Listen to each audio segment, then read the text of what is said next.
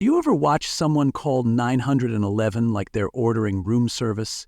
Confident, loud, and completely convinced the world works for them. That was Valerie Cross, HOA president of Willow Lake Estates, in all her pastel-colored glory. She marched up to me by the pool like she was about to deliver a TED Talk titled Trespassing and You. Her phone was already out.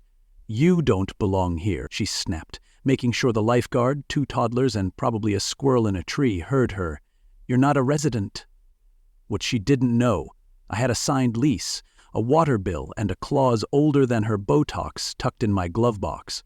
And when I say she called the cops over pool access, I don't mean metaphorically. I mean she dialed them in broad daylight while I was still applying sunscreen. That phone call didn't just make waves, it kicked off a flood. Leave a comment below and tell us where you're watching from. We love hearing your stories too. And if you're into wild tales where justice wears flip-flops and entitlement gets a legal smackdown, don't forget to hit that subscribe button. Tomorrow's story, even juicier. You won't want to miss the twists we've got coming. Back it up 3 weeks. I'm Elliot Rhodes, 36, landscape architect, decent with pavers, better with people, and newly relocated to the Blue Ranch house on Sycamore Bend. After years in a cramped apartment with paper-thin walls and neighbors who thought dubstep was a personality, I was ready for peace. Willow Lake Estates looked like the American Dreams brochure. Trim lawns, good porches, and mailboxes that stood straighter than most politicians. My landlord, Tom Hartley, was one of the original developers. He left town for retirement in Maine but kept this house as a rental, and I was the lucky guy who snagged it. The lease was straightforward except for one little gem. Tenant maintains full rights to community amenities, including pool and clubhouse, per the original Land Use Covenant of 1994. I didn't think much of it till I dared to swim. It was a scorcher that Sunday. Mid-90s, no breeze, the kind of heat that makes you question your deodorant choices. I strolled to the pool, towel over my shoulder, feeling like a local for the first time. I scanned my code at the gate, worked just fine, found a lounger near the shallow end, and was about to dip in when I heard heels clicking. Not flip-flops, heels! That's when I met Valerie. Imagine if a tennis outfit decided it was tired of the court and wanted to start prosecuting misdemeanors. Her clipboard gleamed in the sun like Excalibur. "Excuse me," she said, voice crisp enough to garnish a cocktail. "Are you a homeowner?" I smiled, told her I was a tenant with full rights. She didn't blink, just raised an eyebrow that could slice salami. "I've been president of this HOA for 9 years and I know every single resident by sight." That's when she pulled out the phone and made the call, like she was reporting a bank robbery. The only thing I'd stolen was some vitamin D. By the time the police arrived, because, yes, they came, I was sitting on the edge of the pool, legs in the water, lease agreement in hand.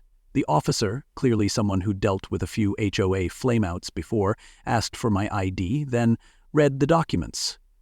Valerie hovered behind him like a backup singer in a courtroom drama, whispering about community standards and unauthorized tenants.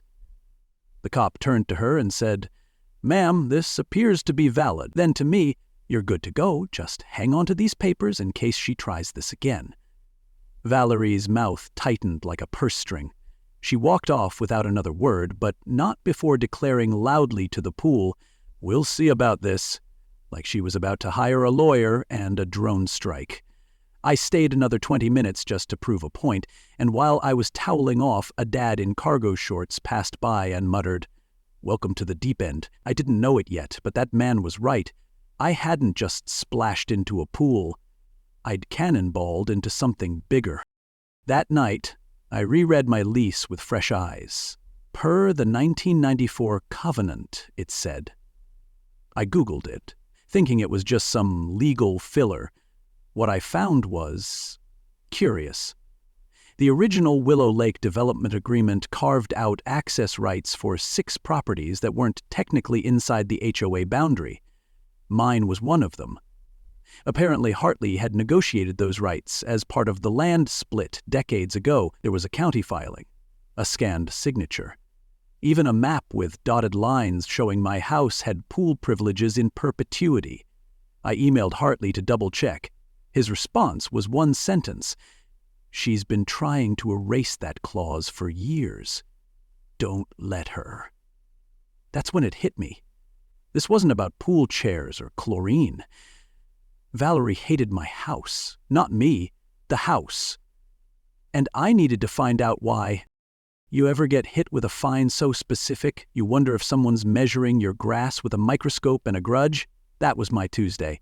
$125.00 violation from the HOA for non-uniform lawn height, with a bonus note that my turf projected visual hostility. I hadn't known Kentucky bluegrass could incite emotional distress, but apparently Valerie Cross, our HOA president, had seen combat in the war against individual landscaping. Then came the second ticket, unapproved humming while walking past communal mailboxes. Not singing, not shouting, just humming. I half expected a third citation for breathing without HOA permission. That's when I realized I wasn't just being managed. I was being targeted. And that pool incident, that wasn't the end. That was Act 1. I called my landlord, Martin Hale, the next morning. Martin's the kind of guy who signs emails cheers and still owns a flip phone. But when I told him about the pool debacle, his tone changed instantly. "She's doing it again," he muttered. "That agreement's still ironclad, goes back to 2003. I was one of the founding investors of Willow Lake Estates, and part of that deal was perpetual pool access for this house. Valerie knows it. She signed off on it 3 years ago." He sent over a scanned copy of the original covenant. It had everything. County stamps, developer signatures, even Valerie's name in cursive ink. This wasn't some gentleman's handshake. This was legal bedrock. And somehow, she'd decided it didn't exist. But you can't erase a covenant just because you don't like the neighbor, not unless you're trying to play Monopoly with someone else's property line. Still, I wasn't a lawyer, so I brought the documents to someone who was. Lyra Barnes, a real estate attorney and an old friend from college. She reviewed everything while sipping her Americano like it was evidence-flavored tea. "This is what we call a covenant running with the land," she explained. "It stays attached to the property regardless of ownership. That pool access is yours as long as you live there. And Valerie? She's not just wrong, she's stepping into legal quicksand in designer heels." Lyra recommended I draft a formal notice, attach the original documents, and carry them with me like a legal force field. "She can scream, trespassing, all she wants," Lyra added, but the law's humming a very different tune. I left her office with a binder full of rights, and a growing suspicion that Valerie wasn't just overzealous. She was covering something up. Later that evening, I met my neighbor Janet while grabbing the mail. She was the kind of neighbor you want. Warm smile, practical advice, and no patience for nonsense. When I mentioned the pool scuffle, her eyes rolled so hard I thought she'd strain a muscle. "Valerie's been on a control better since day one," she said. "She fined me for planting coral-colored roses instead of HO-approved dusky salmon.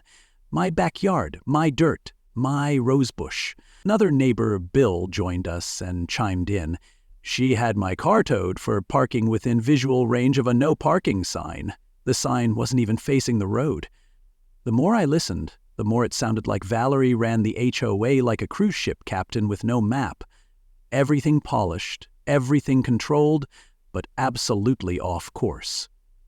The grievances piled up like overdue notices, and I began to realize this wasn't about a pool. This was about power, and who she thought had the right to challenge it. I went back through the boundary maps that Martine had mentioned. The original HOA map was clear. My house, while adjacent to Willow Lake, wasn't within its jurisdiction. But the newer documents? They'd redrawn the lines just enough to include my back fence, just enough to start issuing compliance notices and claiming HOA authority where there was none. Valerie hadn't just forgotten the covenant. She'd been actively redacting history like it was her job. I printed the old and new maps side by side and brought them to Janet. She took one look and said, "That's not just sneaky, that's strategic. She's trying to rewrite the neighborhood one corner lot at a time." It was more than a miscommunication. It was a campaign. and it had my address written all over it. 3 days later, I returned to the pool, legal documents in hand, and an inner calm that only comes from knowing you've got the receipts. Valerie was already there, clipboard locked and loaded. This time she brought backup, a twitchy-looking guy in slacks who I later learned was Kevin Vale, a new board member. She tried the same routine, accusations, fake authority, escalating volume. But I stayed calm, handed her the letter, and invited her to review the documents. She didn't. Instead, she waved me off and called the police, again. When the officer arrived, I explained everything, handed over the proof, and watched as Valerie's argument deflated faster than an inflatable flamingo in a bonfire. But what stayed with me wasn't the cop's decision. It was Kevin. As Valerie huffed away, Kevin lingered near the fence and whispered just loud enough for me to hear, "Watch yourself. She doesn't like being challenged." And in that moment, I knew I'd just stepped into a deeper story, one that went way beyond the pool.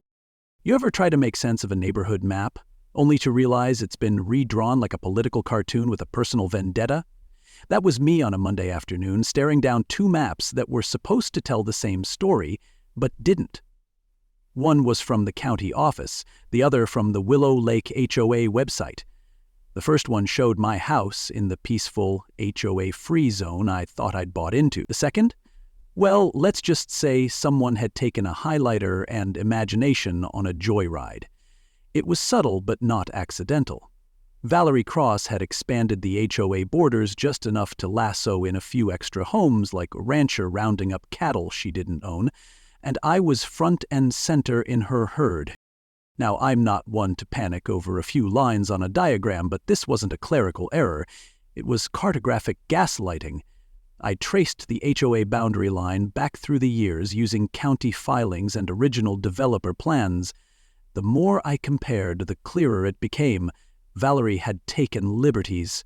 She treated that map like a toddler treats crayons, coloring wherever she pleased and calling it progress. The real kicker? Most residents had no clue. Why would they? We all assume the map is the map, but when lines on maps get moved in silence, they speak louder than any vote. And what they were saying was, Valerie wants more. I didn't keep this discovery to myself. I printed copies, highlighted discrepancies, and did what any rational adult does in the face of petty injustice. I organized a meeting in Janet's backyard. By sundown, we had a circle of folding chairs, 3 pitchers of iced tea, and enough HOA horror stories to fill a late-night docuseries. Bill brought photos of his towed car from a street that supposedly wasn't under HOA jurisdiction. Maria talked about Valerie's infamous whimsical lighting citation. And Janet, bless her, handed out color-coded binders labeled HOA Mayhem, Vol 1. We weren't just neighbors anymore, we were forming a coalition. One that was fed up, fired up, and finally comparing notes. And then came Michael Greeley. Quiet, polite, the kind of guy you forget until he says something you'll never forget. He showed up with a manila folder tucked under his arm like it contained state secrets, and in a way, it did. Michael was on the HOA board, but not for the reasons Valerie assumed. "I joined to keep an eye on things," he said softly. But I never had the numbers to do much. Inside the folder were meeting minutes, annotated budget sheets, and a single-page document labeled Boundary Adjustment Inquiry, 2013. It mentioned a proposed change that was never finalized, due to objections from surrounding property owners. "She's been trying to erase this ever since," he whispered, "but it's still on file, technically unresolved." What Michael handed me wasn't just paper, it was a breadcrumb trail to something bigger, something Valerie had buried but not erased. A map tells a story, but it's what gets redacted that reveals the plot twist. If she'd tampered with boundaries once, who's to say she hadn't done worse? We had maps, minutes, and momentum. And the next step wasn't just about proving we didn't belong to the HOA. It was about showing the neighborhood exactly what kind of kingdom Valerie was running. And the truth? It was leaking out like water through a cracked foundation. Stick around, because if you think maps are the only thing she's been editing, wait till you see what's coming next. I didn't walk into that meeting looking for a fight. I walked in carrying a folder, a flash drive, and about 3 weeks' worth of neighborhood rage dressed in khakis. What I didn't expect? That exposing the truth would feel less like community service and more like detonating a polite suburban grenade. The Willow Lake HOA meeting was packed, tighter than a church potluck before free pie. Valerie Cross stood at the front like she was hosting a royal garden party, clipboards aligned, pearls glowing under fluorescent lights, and that usual tight-lipped smile she used when she thought power made her prettier. I barely crossed the threshold before she shot me that look, equal parts "you don't belong" and "try me." Let's just say I did. The meeting rolled on with its usual beige announcements, fence colors, trash bins, and some debate over what qualified as excessively decorative gnomes. But then came her moment. New business. Facility misuse. That was her cue to stir the pot. "We've had unauthorized individuals using our pool," she said, eyes flicking toward me like a sprinkler on spite mode. "This jeopardizes our community's safety, and we must act swiftly to preserve order." I raised my hand. She ignored me. The room shifted, people looking around, so I stood up anyway. "Excuse me, I believe I'm the unauthorized individual in question," I said, calm as a cucumber in a martini. Her face tightened. "You're out of order." "No, Valerie," I said. "I'm just getting started." And that's when I plugged in the flash drive. The projector blinked to life. On screen, 2 maps side by side. One was the county's original boundary line, neat and certified. The other? Valerie's HOA map, redrawn like a toddler with a crayon and a vendetta. The difference? About 8 homes, including mine, now conveniently under her control. She treated the HOA map like a toddler treats crayons, coloring wherever she pleased, I said. A few chuckles, a few gasps. Then I dropped the real bomb, the meeting minutes from 10 years ago, provided by board member Michael Greeley, referencing the original covenant granting pool access to my property and the surrounding handful of Lake Hollow homes. Valerie lunged toward the projector like she was trying to yank the truth off the screen. "This is an ambush," she snapped. "This data is stolen." "Actually," I said, "it was emailed voluntarily by your own board." Just when things were boiling, the door at the back creaked open, and in walked Dean Halbrook, older, cane in hand, face like someone who'd seen 3 recessions and wasn't impressed by a 4th. "I believe," he said, voice calm but commanding, "I can shed some light on this covenant." People turned. Valerie paled. Dean had been one of the original landowners before Willow Lake became Willow Lake Estates. "I signed that agreement," he said, pointing at the screen. "It guaranteed permanent pool access to those properties." "It was part of the original development deal," Valerie tried to interrupt. Dean didn't blink. "You tried to erase history with a Sharpie, Valerie, but the past bled through." The room fell silent except for the sound of her carefully manicured empire cracking like cheap tile. When the meeting ended, people gathered around me, asking questions, thanking me, offering muffins. Valerie? She bolted out the back like a soap opera villain denied her exit music. I walked home that night thinking maybe, just maybe, justice had taken a victory lap. But the next morning, tucked inside my screen door like a passive-aggressive fortune cookie, was a letter from the HOA. I opened it. $500 0 fine, alleged facility misuse, disruption of HOA proceedings and unauthorized presentation of sensitive materials, and just like that, the gloves were off. The Queen had lost her grip, but she wasn't going quietly.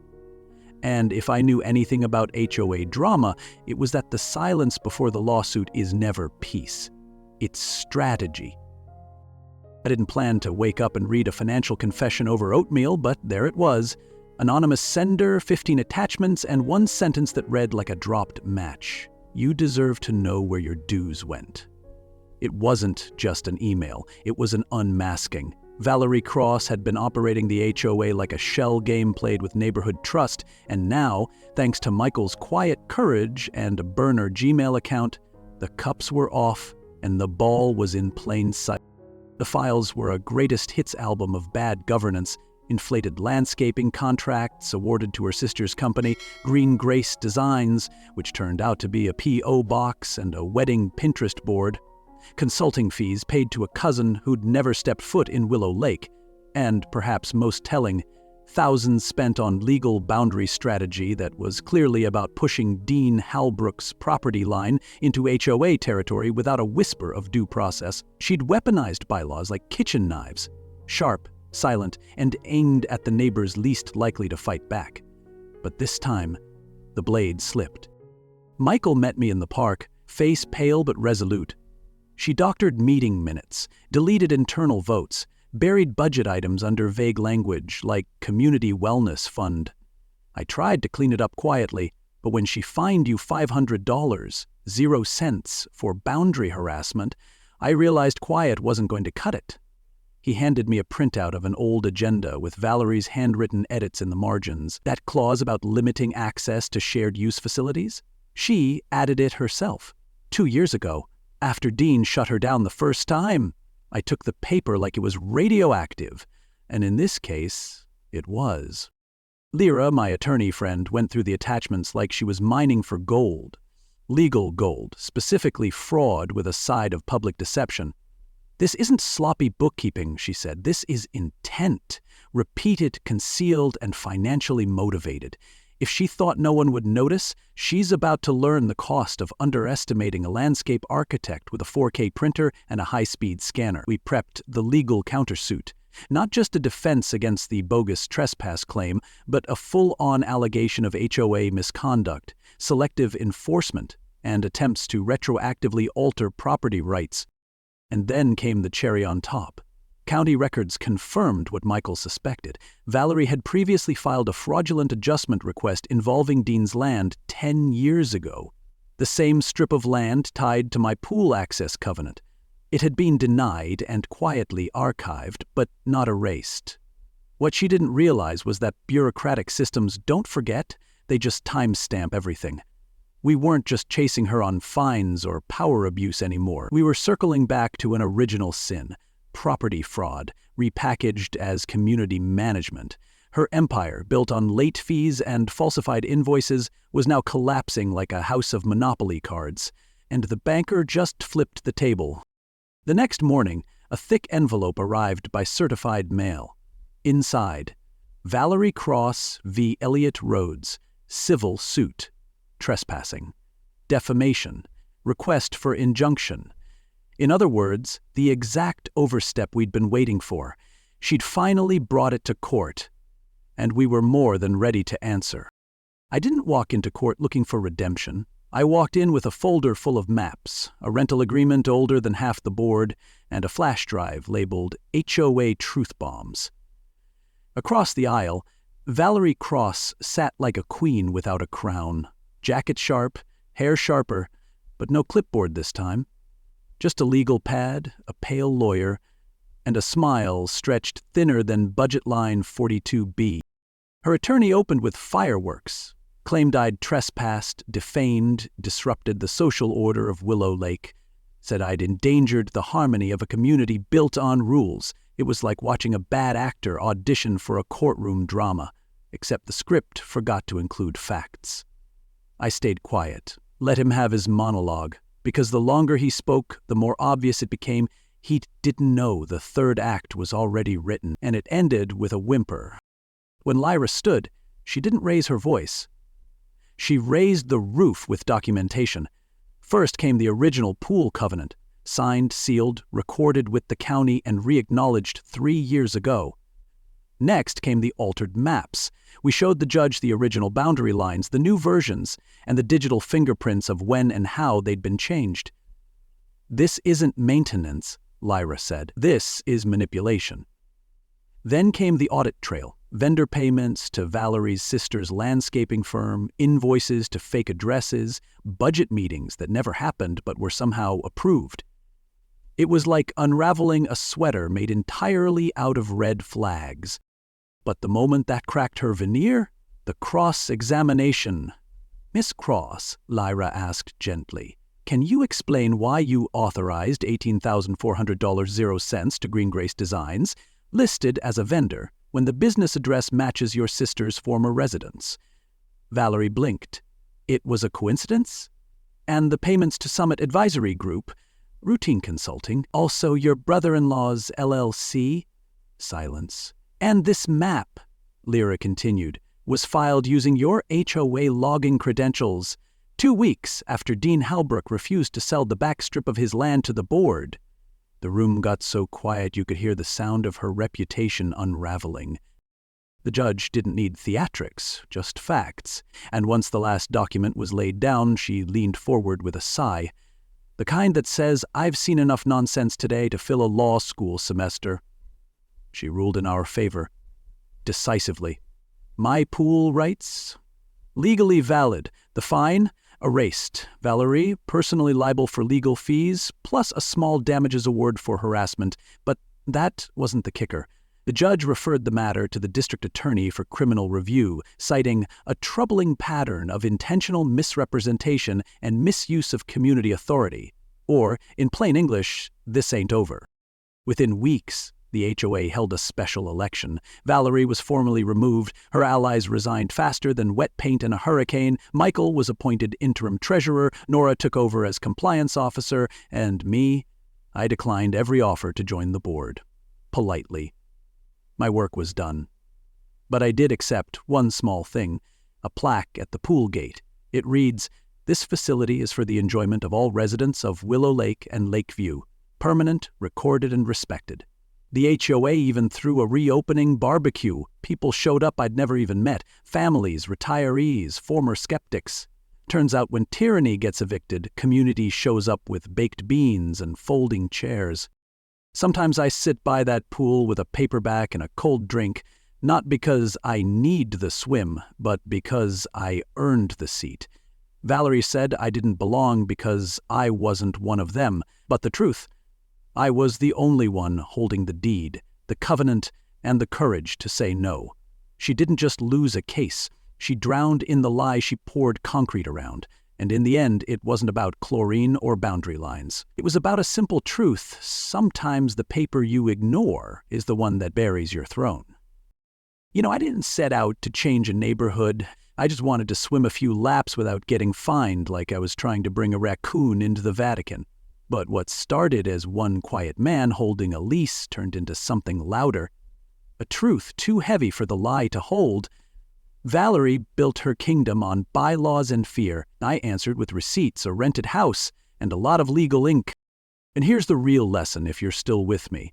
Justice doesn't always come with fireworks. Sometimes it comes with footnotes, with maps, with a community that finally says, hey, we deserve better than this. Because when power hides behind clipboards and whispers, it takes someone, anyone, to shine a light and say, let's read the fine print, shall we? That someone doesn't need a badge or a title. Sometimes all it takes is a lawn chair, a lease, and a backbone. So if you've ever been told you don't belong in a place where your name is on the paperwork, don't shrink. Stand. If you've ever been fined for the crime of existing inconveniently, if you've ever felt small in the face of someone else's fake authority, then you already understand what this story was really about. It wasn't about a pool, it was about power, and how quickly it evaporates when exposed to truth and sunlight. And if this story hit you somewhere deep or made you laugh or nod or whisper finally, then do me a favor, leave a comment below and tell us where you're watching from. Your story might be next. Hit that like button if you believe in standing up without raising your voice, and don't forget to subscribe because tomorrow we've got another incredible story coming your way. And trust me, the next HOA queen, she's not ready for what's coming either.